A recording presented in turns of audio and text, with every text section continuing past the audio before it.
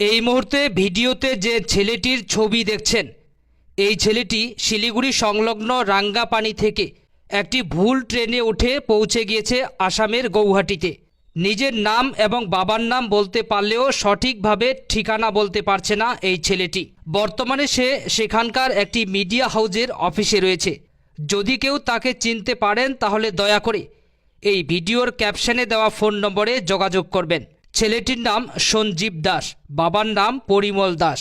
আবারও জানাচ্ছি, ছেলেটি ভুল করে রাঙ্গাপানি থেকে একটি ভুল ট্রেনে উঠে পৌঁছে গিয়েছে গৌহাটিতে।